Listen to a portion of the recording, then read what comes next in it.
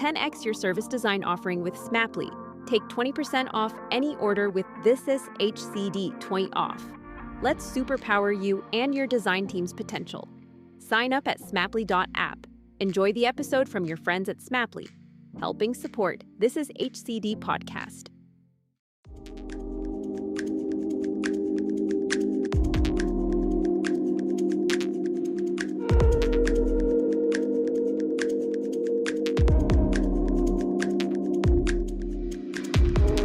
Hey folks, and a very warm welcome to another episode of This Is HCD. My name is Jerry Scullion and I'm a human-centered service design practitioner based in the wonderful city of Dublin, Ireland.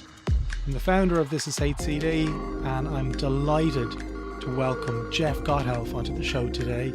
Jeff, as many of you will probably be familiar with his name, has created several awesome books over the last decade in particular. Having a look at his website here, you can see that he offers coaching, consulting, training and keynotes.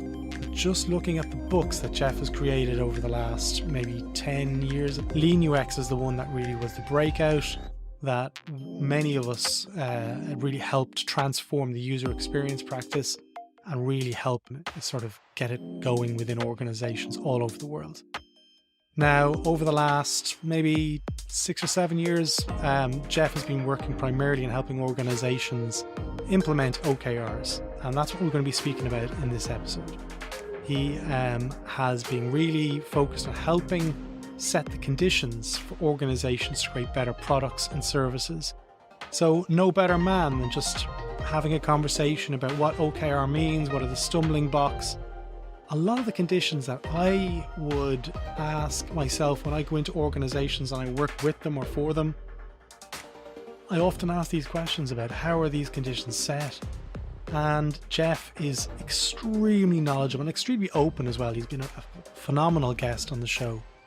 So if you are, just like myself, curious about OKRs and how they impact our work and what we can do to set the conditions as design leaders to make them more prolific and more prominent within the organization and ultimately set them up for success, then this is going to be a great episode for you, okay? Jeff is absolutely fantastic. His book is going to be coming out probably in the next year or so. Don't quote me on that. But please check out jeffgothelf.com. Check him out on LinkedIn. There's going to be a link in the show notes or in the description if you're watching this on YouTube. Any of these books here that you see on the screen are well worth purchasing. They are absolutely fantastic. As you can see, I've actually got one here, Sense and Respond, second last book. It is a great book and a great read. Definitely one that you'll come back to time and time again as you look to hone your craft as a change maker. Listen, there's also a few other things I wanted to draw your attention to. We obviously have got a premium feed on This Is HCD. Become part of the HCD movement. It really helps support us, all of the content creators that have worked alongside me over the last 6 or 7 years.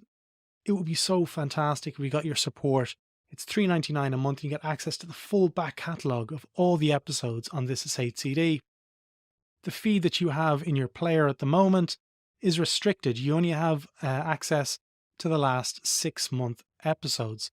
So if you want to get access to everything that goes back all the way over until 2017, this is a great way to support the podcast, get access to the episodes early, and, be able to ask me questions. If you want to ask questions, you can reach out there as well. But anyway, let's jump straight into this episode with Jeff. Jeff is awesome. I know you're going to love it. If you've got any questions, reach out to us, and I'd love to hear your feedback on this episode. Thanks for listening and enjoy it.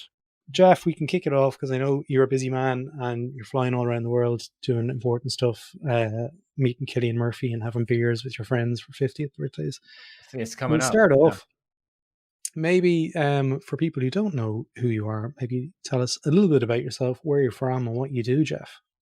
Absolutely. So my name's Jeff Gothelf, and these days at least, I work as a keynote speaker and as a trainer and as a coach for large and medium-sized organizations, helping them build more collaborative cultures, teaching them product management, teaching them Lean UX, teaching them OKRs, and working with the leadership teams to help them build the kind of organizations and cultures and processes that support these modern ways of working. So I do that at kind of at the leadership level and the team level.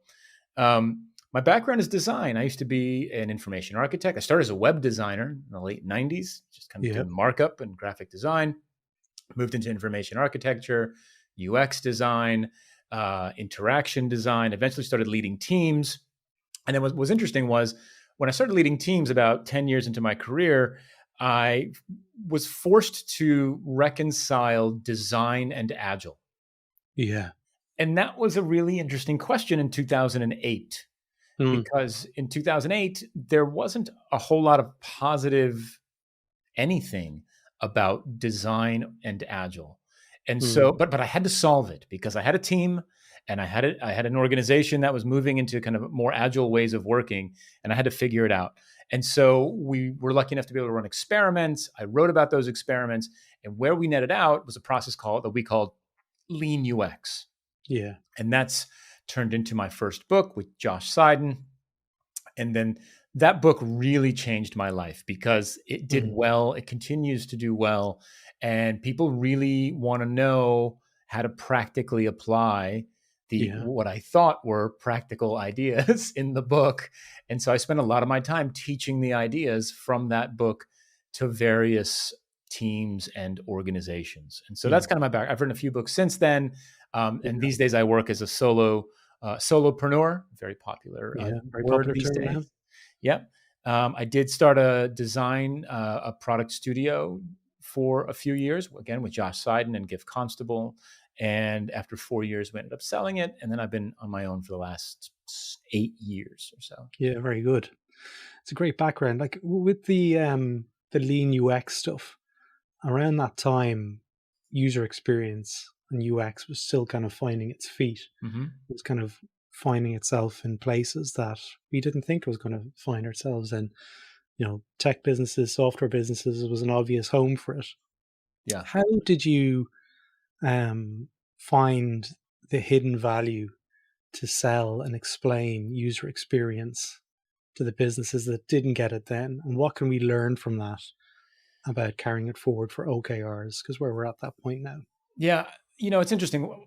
I lived on the West Coast briefly, 2006, 2007, West Coast of the United States, 2006, 2007. And when I moved back in 2007, I got a job at an agency. And I asked the woman who ran that agency, I said, tell me about how you value UX and UX design, because I have a couple of job offers. And, you know, if I'm going to choose to work for you, I need to know that you understand and value what I bring to the table. And I got this very beautifully written paragraph about the importance of UX to the practice and to the clients and to the work that we do. And it sold me. And I took the gig and I spent a year there suffering, creating, 100-page wireframe decks and design requirements documents that never really saw the light of day. And when I left after a year of frustration and got my next job, I went to my boss, who was not the woman who wrote that letter. I went to my boss and I said, listen, a year ago, I came here. I'm quitting. A year ago, I came here. One of the main reasons I came here was this letter. Right? I printed it out and I kind of held it up for her. I said, this letter from the boss. And she said, yeah, I wrote that for her. You're joking me. No. That's what she said. And I said, that makes perfect sense to me now. I understand. And that was mean. And you tricked me. And you shouldn't have done that to me.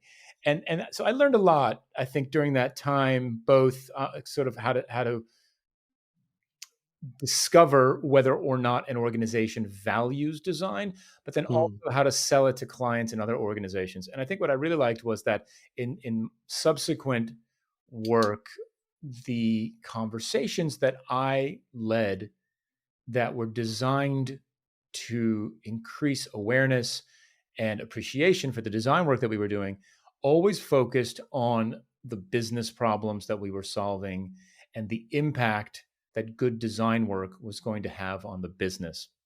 The reality, I went to work for a high growth startup after that agency.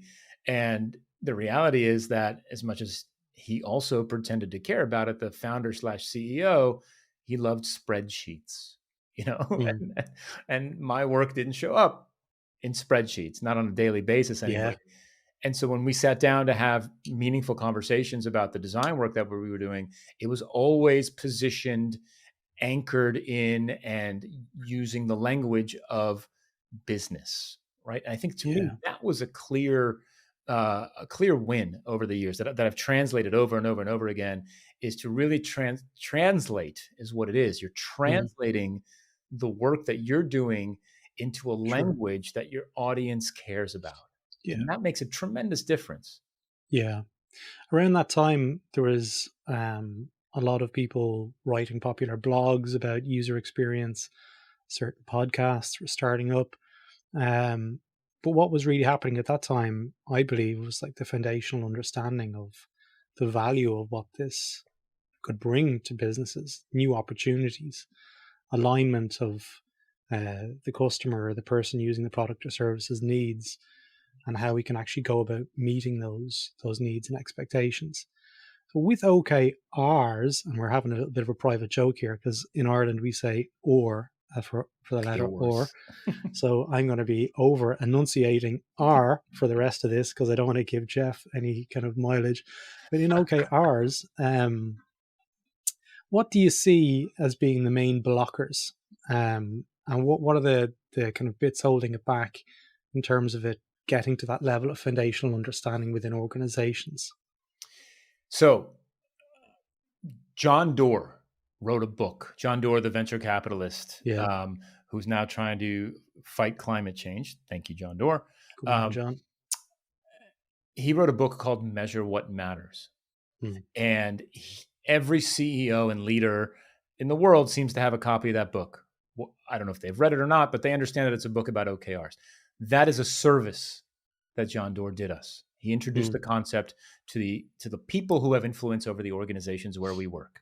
Yeah. He also did us a disservice, in that he was not adamant about the specifics of what should be included in an objective statement and what should be included in a key results statement.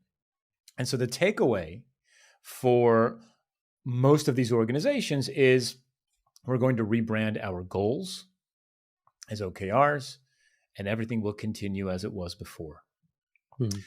That's not how I see it working. And I think that was a disservice that was done. And so that the main blocker is coming into organizations who essentially believe that they've rebranded their existing goal setting framework as OKRs, and not a whole lot has to change. Yeah. And I come in and I say, actually, this is a fundamentally different way of setting goals. And they say, well, why is it different? I said, well, because your objective has to be a qualitative statement, right? Your objective can't be, sell more stuff or gain more customers or build the dashboard or the mobile app or whatever it is, right? Your objective is a qualitative, strategically aligning statement for the team about what you're trying to do as a team. We're trying to build the easiest way to buy furniture online in Europe, right? We're trying to create the most user-friendly mortgage application in the financial services sector. Whatever it is, like we're going to align the team. This is the motivation. This is why we get out of bed every morning, right? Dashboard, that doesn't get me out of bed in the morning. Making it really easy for people to apply for a mortgage, right? Or maybe we can even make it easy for low-income people to apply for a mortgage. Wow, I'll get out of bed for that.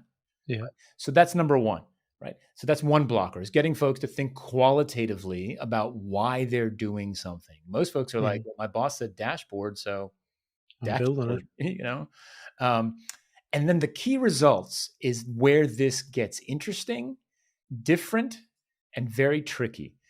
The fundamental difference that makes OKRs powerful is the qualitative side of the objective, and then the key results being metrics that are measures of human behavior. And that's the key difference, right? So we're setting goals that said we want to make the simplest way for low income people to apply for a mortgage. Terrific. How will we know we have done that? Well, we want to see a 75% increase in the number of low income folks applying for a mortgage. We want to see half of those folks completing that process successfully. And we'd like to see, 15% at least increase in the approval rates, something along those lines. Yeah, right? tangible. But what you'll notice I didn't talk about there at all was what we are building. The only thing I talked about in the objective and the key results was the qualitative goal and the changes in human behavior that will tell us that we've achieved the qualitative goal.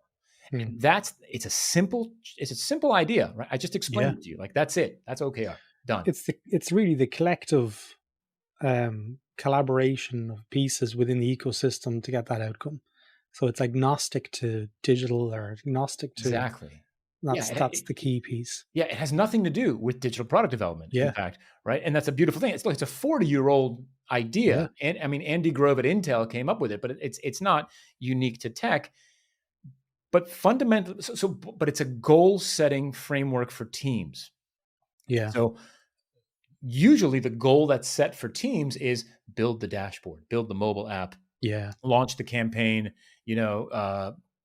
deploy the new policy, whatever it is, right? Build the website. What we're saying here now is I need you to get more low-income people applying for a mortgage through our website. Okay. And I didn't tell you how to do it. Exactly. And that's the piece. You didn't tell them. You weren't specific. You lean on your employees to become springboards and give them the opportunities to solve the problem. I mean, dare we trust them to do their jobs? Yeah. Let's not get crazy here, Jerry. But that's the bit, honestly, like that, 100 times more about OKRs than I do. And I don't really train it enough because I feel like, okay, there's probably people who are more kind of qualified to talk about OKRs, but that as its fundamental piece is what I really, align with it, that it doesn't be specific enough and relies on the intelligence of the collective to really empower that whole kind of meeting of the needs. Yeah. So when you're thinking like this, and you go into an organization, who typically do you see is creating the OKRs, and who should be creating the OKRs? Yeah, OKRs. Now I'm starting to sound like a pirate. The OKRs. Yeah. The common pattern with the clients that I work with is the OKRs are driven top down. So the leadership team will set strategic OKRs, and then they'll say, okay, business unit A, these are your OKRs, business unit B, these are yours, C, these are yours. And then the leaders of those organizations will then deploy OKRs down to the various teams. That's the way that we typically see it. A much more effective way to do it is top down and bottom up. So top down is right to an extent. We need a strategic focus for the organization. And ownership.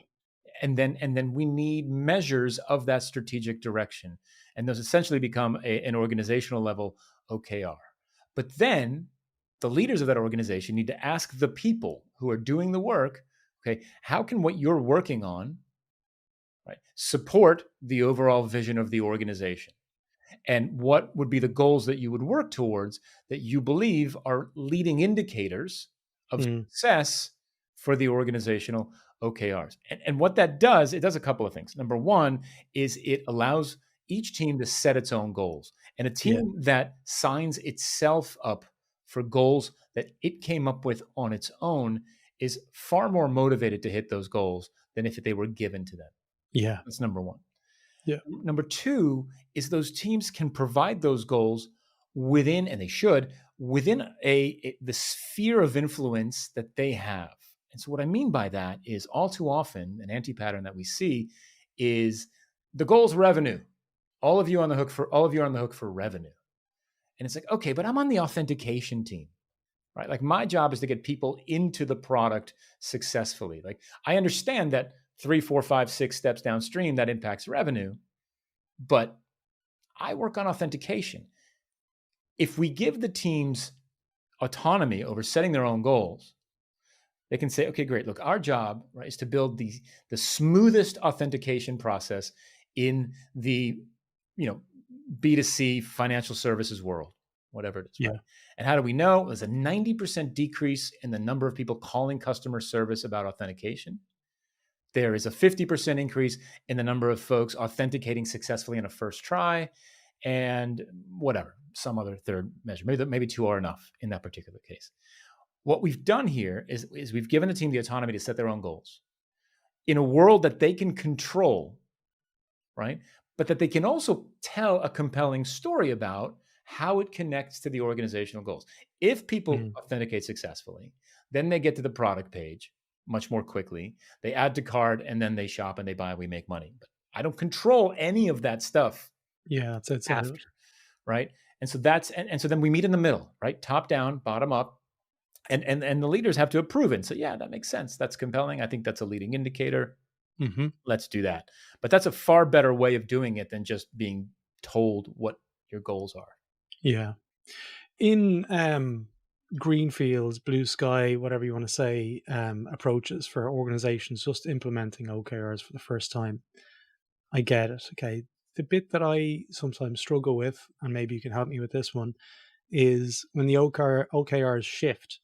So things are already in the backlog that are aligned to the previously set OKRs. And now they're all of a sudden, they've inherited OKRs that haven't been hit, and there's things in the backlog that still need to get done. How do you get around that? Where you've got suddenly legacy OKRs hanging in the backlog of development and design teams? There cannot be a point. Let me rephrase. There shouldn't be a point in time where an OKR has languished for longer than a quarter, I'm going to say, sort of as a common and generic cycle time, right?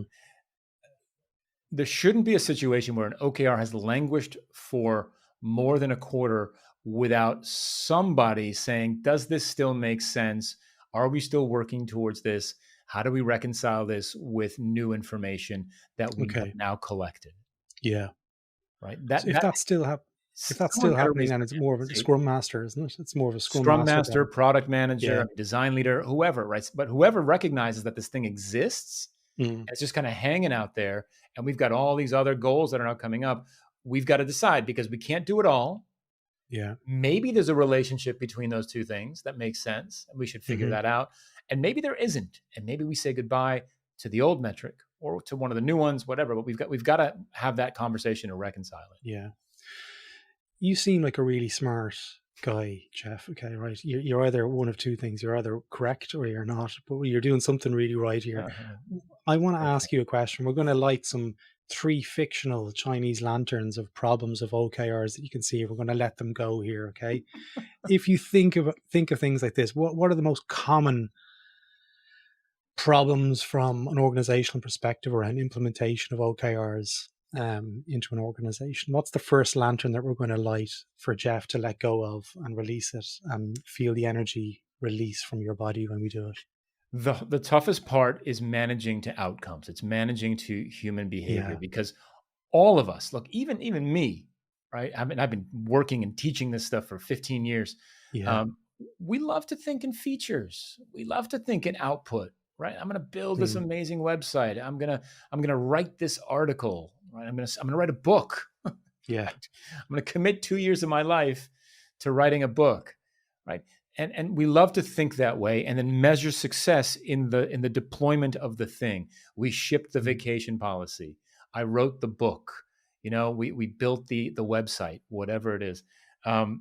Organizations struggle to manage to outcomes because it's not binary, right? Making a thing, managing the output is binary, right? Did you make the thing? Yeah, here it is. Terrific. It's tangible. You did your job. I can measure that. And if I can measure it, I can manage it and reward it. Did you increase retention by 50%? Well, we increased retention by 27%. Okay. Here's what we learned. Here's what we would do if you let us continue working towards this. But it's a much more difficult conversation. Well, did the team succeed? Did it fail? Mm. What do I punish them? Do I reward them? Do I, fire them? Like all of these, it becomes really difficult. And so reorienting an organization around managing the outcomes, changes in human behavior, to be super clear about what I mean when I say outcomes, right, is really, really difficult. That's the biggest lantern that we are going to release. That's the first one. Yes. All right. What's the second one? The second one is if you can get the organization to agree to writing good OKR statements, good by my definition of good, to be super clear, where the key results are measures of human behavior, right? And there's no features in the objective or in the key results. Then the next step becomes, well, now what? And this is where organizations kind of hit the next hurdle. They don't know how to choose what to work on. They don't know how to decide if it's a good thing to work on or bad. And this is really where design and research begin to shine, because this is where product discovery thrives, right? This is why I love OKRs, because I believe OKRs done well create the explicit need for design and research to take place, because there is an infinite number of options for every team to achieve their objective and key result goals. Literally, an infinite combination of code, copy, design, value proposition, business model, pricing model, go-to-market strategy, all that stuff, right? There's literally an infinite. Which combination is best? Yeah. Right? And we, no matter how much somebody gets paid in your organization, they don't know. And you don't know. You have good guesses. They have good guesses. And so we need to do design work. We need to do research work. We need to do product discovery. And organizations don't know how to do that, or don't allow that work to take place. And that's a really big next challenge, right? So we got the goals in place, but now the teams are like, you always tell me what to make. I don't know what to make. It's just coming out of the abyss. What's your thoughts then with, say, the likes of triple track agile? Triple track. What's the third? I know two. I know dual track. What's the third track? I got delivery, discovery. What's the third? Triple track is more around the discovery of, implementation of research. You're just essentially giving yourself another track for that experimentation to occur. Have you any experience with that? You can we call it dual track agile, right? Yeah, triple track. Because the two tracks are, and I think Marty Kagan coined this term, but the two tracks are delivery and discovery. Okay. Right. And so all like delivery, like I think design operates in both spaces, because if we're going to deliver work, we have to design the actual work. If we're going to do discovery work, we're going to do some research, some experimentation, some design work. And then that goes into the backlog. Yeah. Dual track agile as a concept is sound. And this is kind of where a third sort of lantern of pain can be floated away, is that I love the fact you're still going with it. I've let it go. Listen, I mean, we promised people 3. I've only done 2. I'm not going to be the guy who lets the audience down. Story arc, yeah. Exactly. This is the We're resolution. going to land this plane, Jerry. Yeah, exactly. It's going to be awesome. Is that most organizations will divide that work into 2 teams. So you've got a delivery team who's making stuff, and you've got a discovery team that's researching stuff. And that is a massive anti-pattern, because as soon as you have that, you've got handoffs. As soon as you've got handoffs, you've got editorializing, because that's what humans do when we tell stories, and biases, and you break the shared understanding and the flow and the efficiency of a dual track process, a lean UX process, whatever you want to call it, right? Product discovery. And so that's a really big pain point there as well, is that we want it's 2 types of work, but it's one team doing both types of work. I'm just taking note of something there. So the triple track is, I'm going to take that bit out of the episode, I think, because it's just, I'm pretty sure someone else has spoken to me about triple track. I don't know what the third track would be. Yeah. Maybe I'm mispronouncing. Maybe it's dual track that I was I don't get into this stuff. I get into the agile. I'm just like, okay, cool. Just give me the training program. So when you're talking about measuring the OKRs, Jeff, right?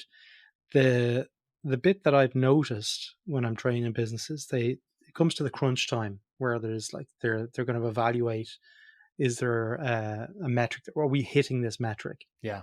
How do you advise teams to be able to continuously measure over time? And is there an opportunity there to improve that process? So there are at least two sides to every conversation when it comes to measuring. There's quantitative and there's qualitative. When it comes to quantitative, we want to use the tools that we have at our disposal to measure what people are currently doing and what they're doing after we start to build some of these experiments and launch some of these new ideas. If you're working in a digital space, it means instrumenting your products and services with analytics tools so that you can go back and measure what people are doing in that conversation. Can I whisper something in this bit here around NPS? Let's talk about that in a second. Okay. Let's talk about NPS in just a second. I think if you're working in a physical space, like you're building a service, right? You're building kind of a wayfinding system for an airport.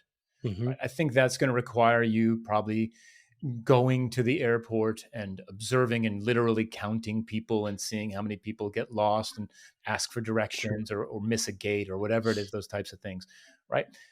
The other side of the conversation is qualitative. You have to talk to people regularly, consistently to understand why they're behaving in the ways that you're measuring, right? Why did you choose the left hallway instead of the right hallway? Oh, because the arrow was pointing that way.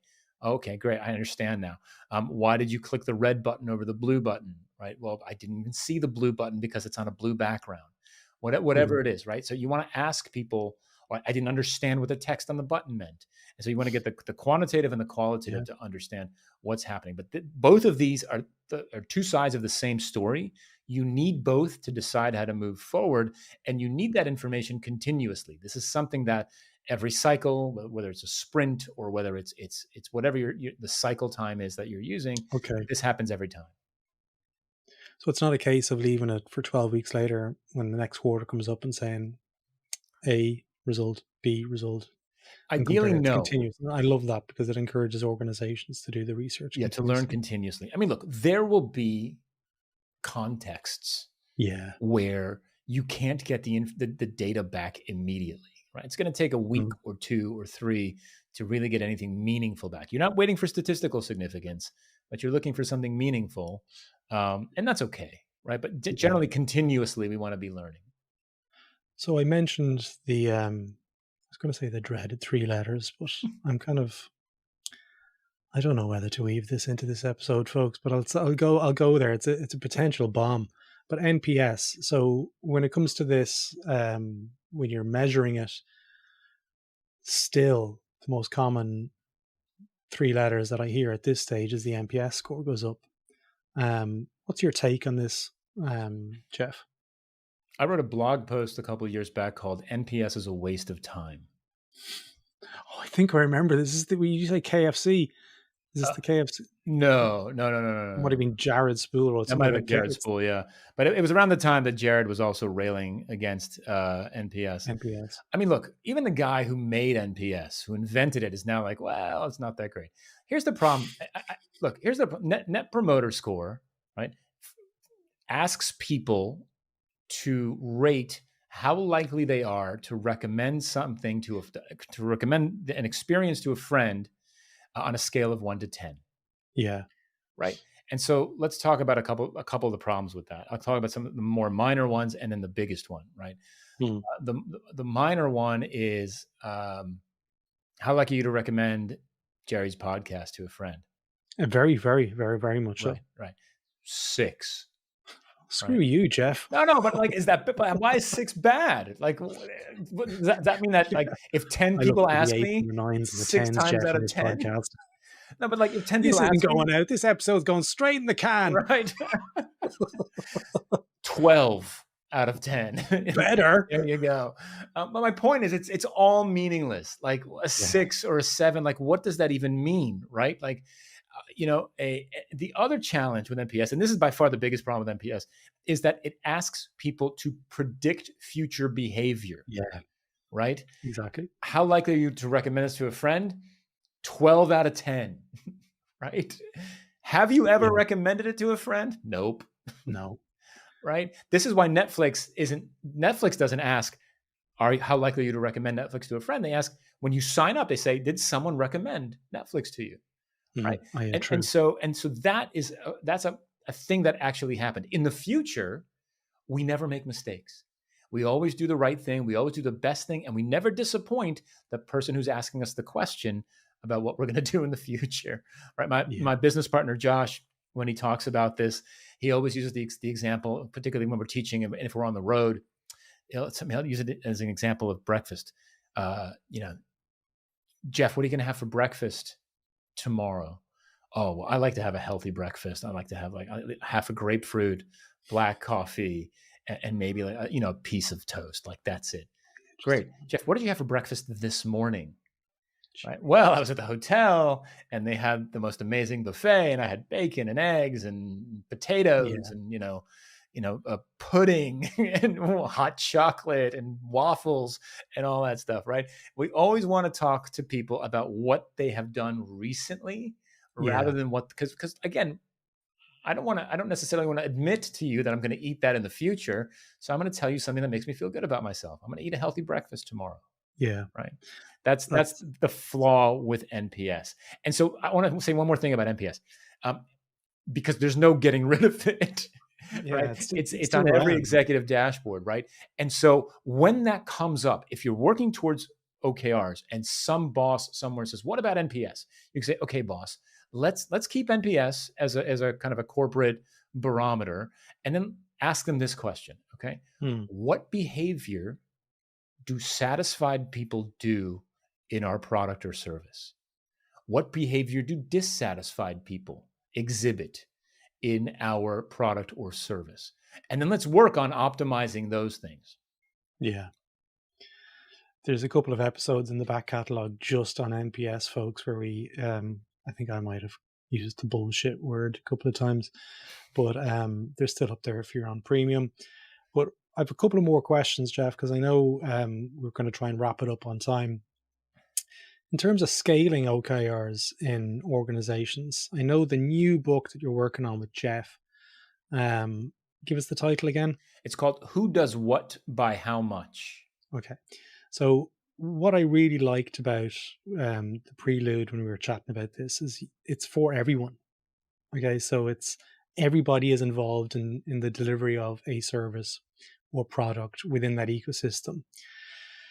How do you envisage it's going to work with the new book coming out? Like, are we hoping for organizations to buy 5,000 copies and give them to all 5,000 employees? Yes, we will. That would be really nice. And if you want to find out more, you can go to jeffgothelf.com and do an order. Only joking. But if you have an organization like that, there's obviously an educational piece around defining what an OKR is and the training aspect of it, and really educating the organization about everybody's involvement and how it all correlates. A book is one part of that. What other things do organizations need to do to really successfully implement it, do you think? Yeah. So the book is designed to be that book, right? So that the organization buys for everybody in the company, ideally.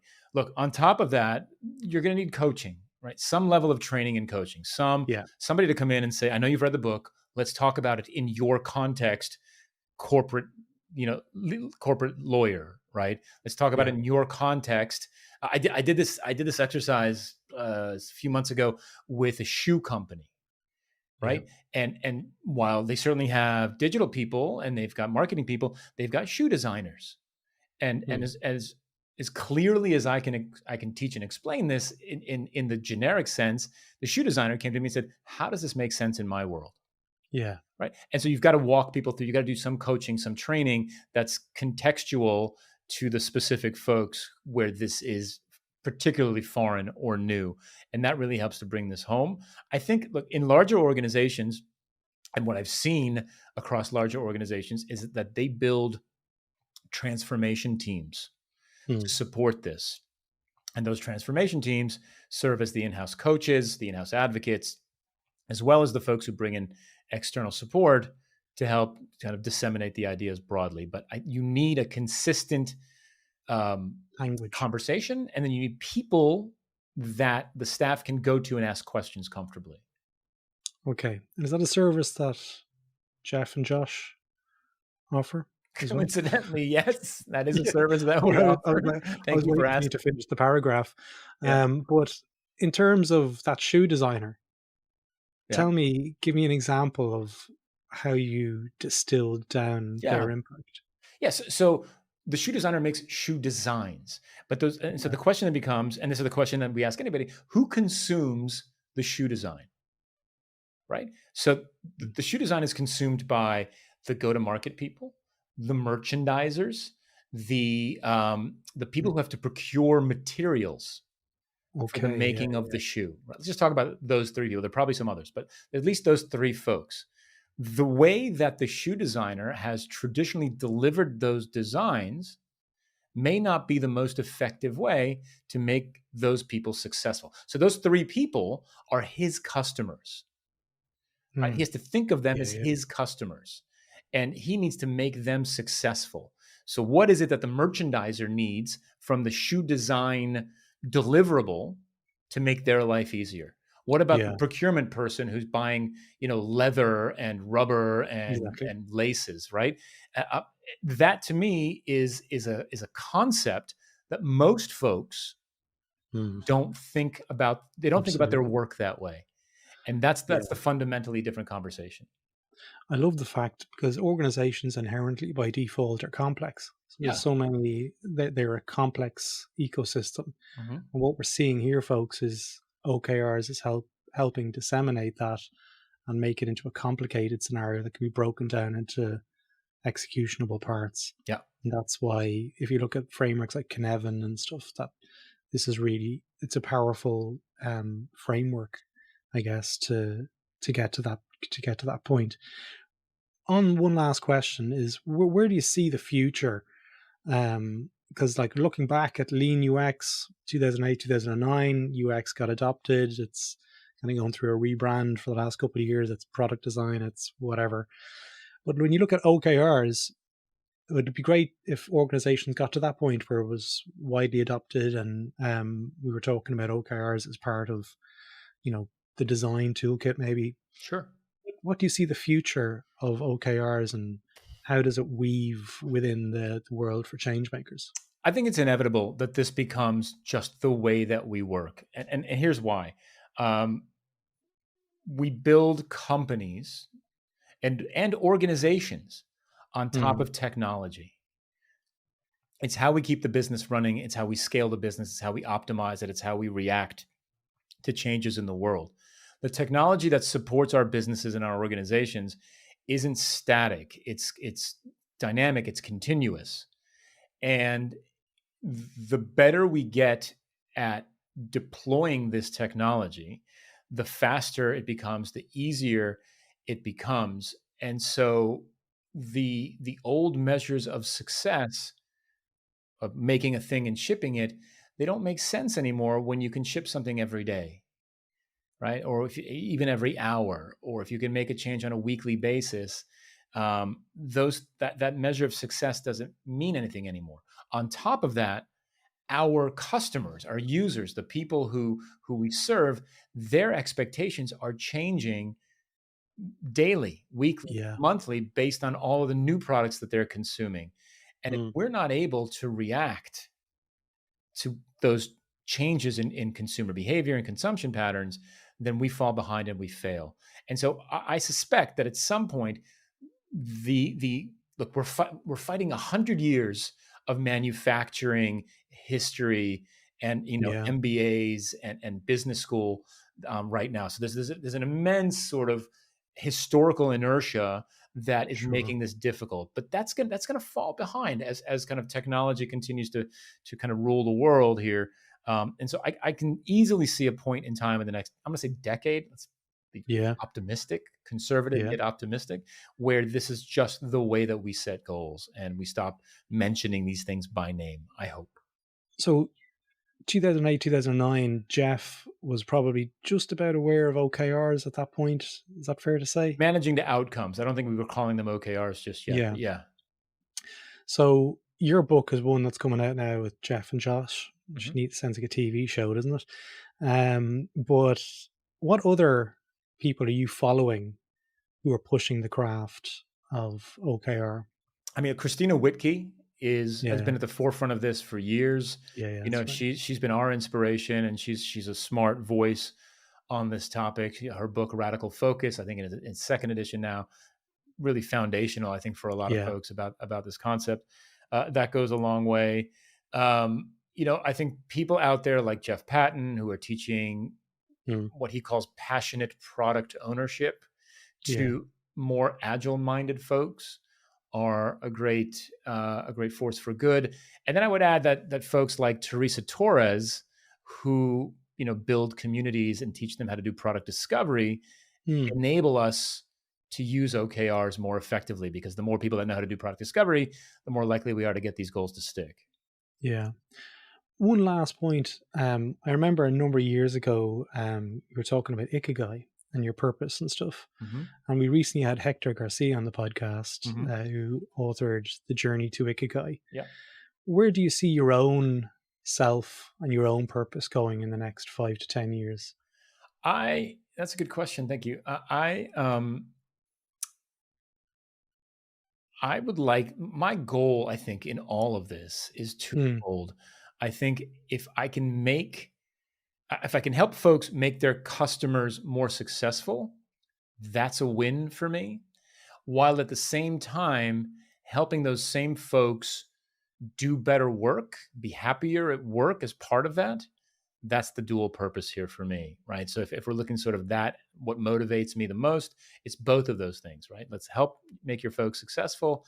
And in the process of doing that, let's make you happy at work and able to do what you've been hired to do.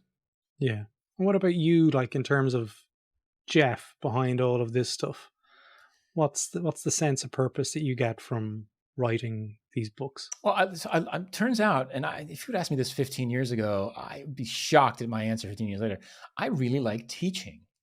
Yeah. I've really fallen in love with teaching. I've discovered a passion for it. It turns out I'm pretty good at it, which I had no idea that I even had any predilection for this. And to me, I genuinely, like, when you can get this concept across to someone and their face lights up, and you're like, oh yes, I get it. That makes me happy. So you think this is your ikigai? You know, you found, as they say in Japan, like this is you found this sense of purpose Yeah, in your I life. like teaching, and I'd like to continue teaching this stuff for as long as it makes sense. Yeah, it comes across, Jeff. Like it's not something like sometimes we've had people on the podcast where I feel like they're regurgitating stuff and they just kind of go like this is like you can see when you're talking about it, you're like this is gets you up out of bed in the morning. It does, and it makes sense to me. So if I can make it make sense for other folks, that's a win That's for good. me. Look, Jeff, I end every episode on This Is Hate City by thanking the guests for, being put on the spot, showing their vulnerability and giving me their time and energy. So thank you so much for giving me your time and energy today. It's been really good chatting with you. I'll put a link to all of this stuff into the show notes, the book. Is there a place where people can go and pre-order it? Because it's out November the 15th. Yeah, it will be on Amazon. It's not on there yet, but you can, once it's live on Amazon, we'll post it everywhere, and then you can pre-order. Yeah. Yeah, if you go on to Jeff Gothelf, I'm sure there's a place you can sign up to the newsletter and then Yeah, Jeff exactly. OKR-book.com. That's a great place to go. Well, look, Jeff, thanks so much. Stay safe. My pleasure, Jerry. Thank you so much for having me.